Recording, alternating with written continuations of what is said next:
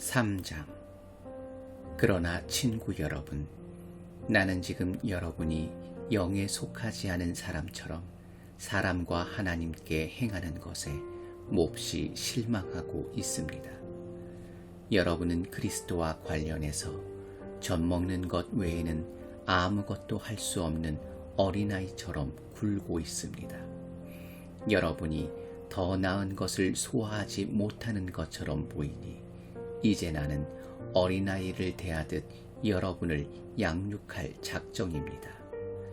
여러분의 기분을 좋게 하거나 여러분을 돋보이게 해주는 것에만 손을 뻗는다면 모든 것이 자기 마음대로 될 때에만 만족하는 젖먹이와 여러분이 다를 것이 뭐가 있겠습니까?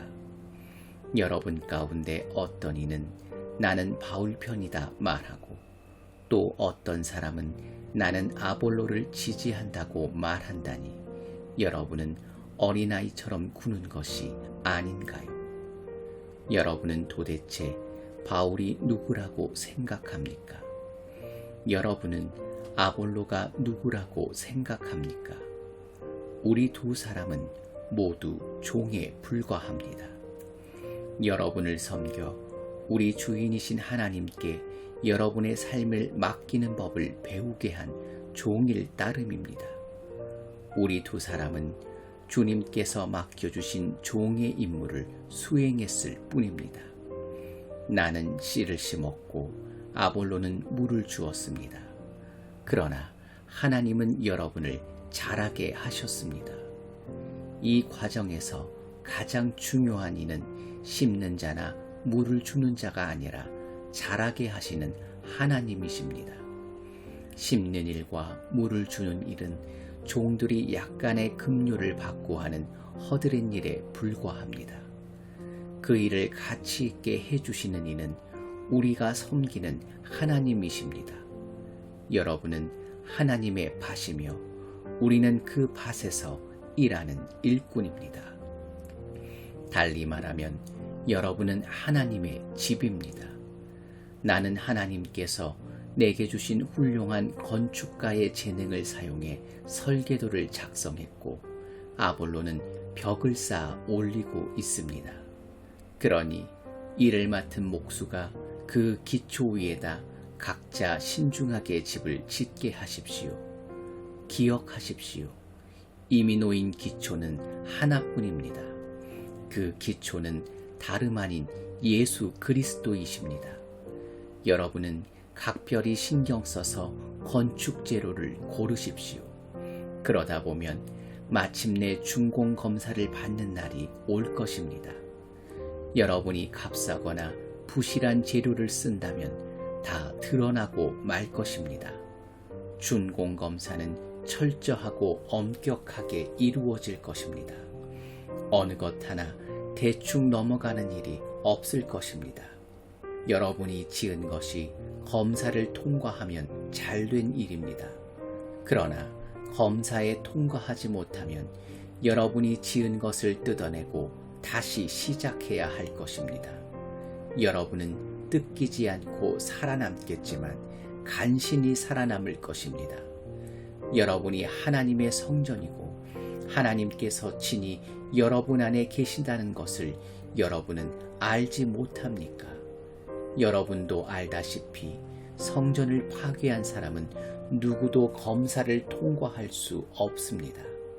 하나님의 성전은 거룩합니다. 여러분이 그 성전임을 잊지 마십시오. 여러분 자신을 속이지 마십시오. 시대의 최신 유행을 따르는 것으로 지혜로운 사람이 될 수 있다고 생각하지 마십시오.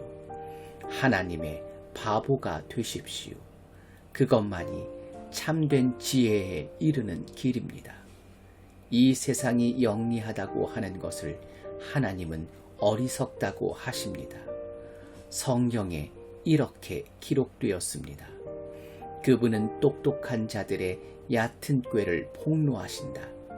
주님은 모든 것을 안다고 하는 자들의 연막을 꿰뚫어 보신다.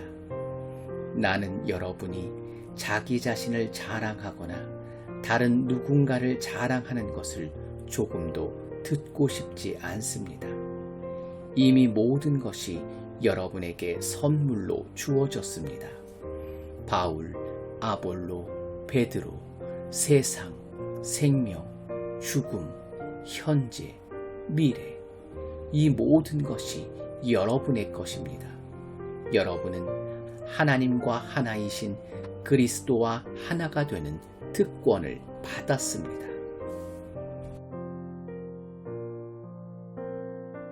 4장. 여러분은 우리 지도자들을 무슨 대단한 사람이라도 되느냐 여기지 마십시오. 우리는 그리스도의 종이지 그분의 주인이 아닙니다. 우리는 하나님의 장엄한 비밀들로 여러분을 인도하는 안내인이지 그 비밀들을 보호하기 위해 배치된 경비원이 아닙니다. 좋은 안내인이 갖추어야 할 덕목은 믿음직스러움과 정확한 지식입니다. 여러분이 나를 어떻게 생각하든 사람들이 나를 어떻게 평가하든 그것이 내게는 조금도 중요하지 않습니다. 나는 내 자신을 평가하지 않습니다. 그러한 일로 비교하는 것은 무의미합니다. 나는 여러분의 좋은 안내인이 되기에 어긋날 만한 일을 한 적이 없습니다. 그렇다고 내가 대단하다는 뜻은 아닙니다. 그런 판단을 내리시는 분은 주님이십니다. 그러니 주님을 앞지르지 말고 모든 증거가 명백히 드러나기 전에는 섣불리 결론을 내리지 마십시오.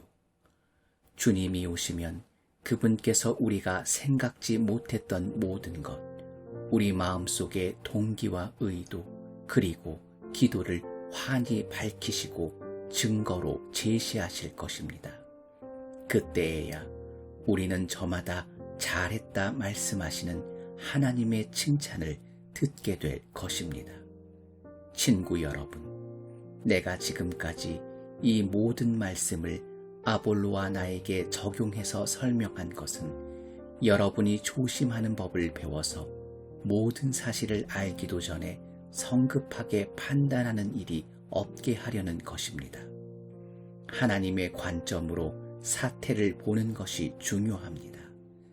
나는 여러분이 별것도 아닌 소문을 근거로 평판을 부풀리거나 깎아내리는 모습을 보고 싶지 않습니다. 여러분을 정말로 아는 사람, 여러분의 마음을 아는 사람이 누구입니까?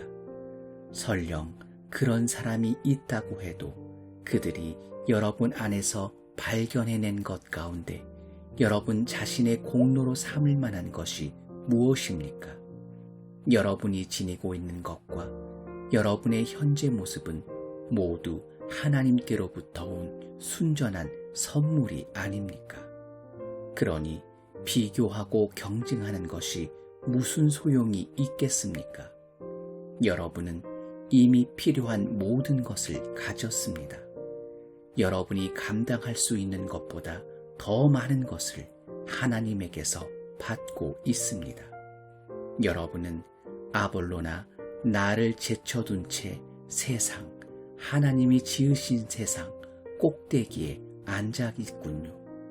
우리도 거기에서 여러분과 나란히 앉아봤으면 좋겠습니다. 내가 보기에 하나님께서는 메시지를 전하는 우리를 아무도 표를 사려고 하지 않는 극장의 무대에 올려놓으신 것 같습니다. 교통사고 현장을 구경하듯이 모든 사람이 우리를 둘러서서 빤히 쳐다보는 것 같습니다. 우리는 메시아 때문에 환경에 적응하지 못한 사람들입니다.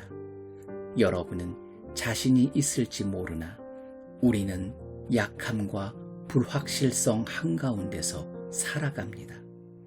여러분은 남들에게 좋은 평판을 받을지 모르나 우리는 대부분 빙 둘러싸인 채 발길질을 당합니다.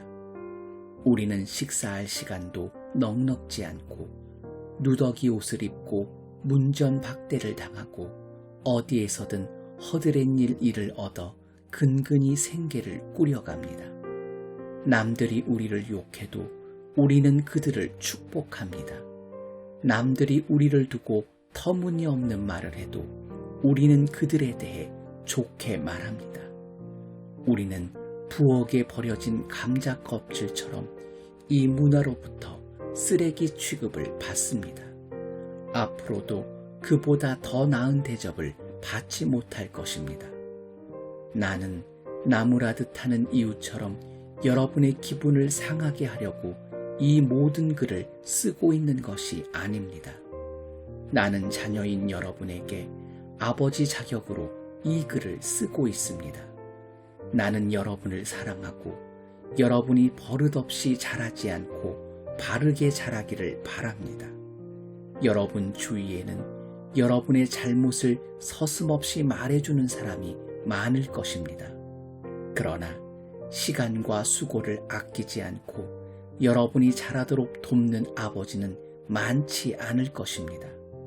예수께서 내게 아버지의 메시지를 여러분에게 선포할 수 있게 해주셔서 나는 여러분의 아버지가 되었습니다.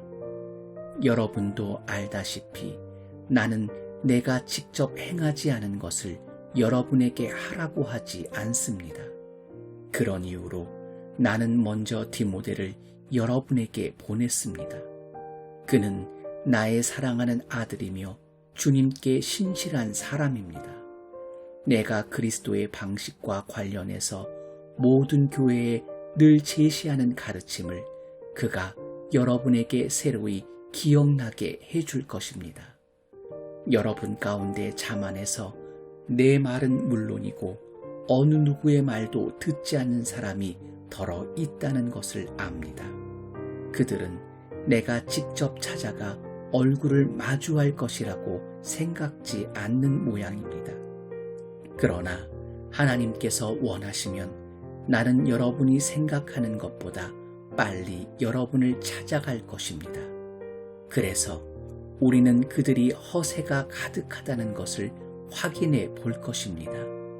하나님의 도에서 중요한 것은 단순한 말이 아니라 능력 입은 삶이기 때문입니다. 그러니 내가 어떤 준비를 하고 여러분에게 가는 것이 좋겠습니까? 여러분을 통제하는 엄한 교관의 모습이 좋겠습니까? 아니면 여러분과 속마음을 터놓는 다정한 벗이나 상담자의 모습이 좋겠습니까? 결정은 여러분이 하십시오.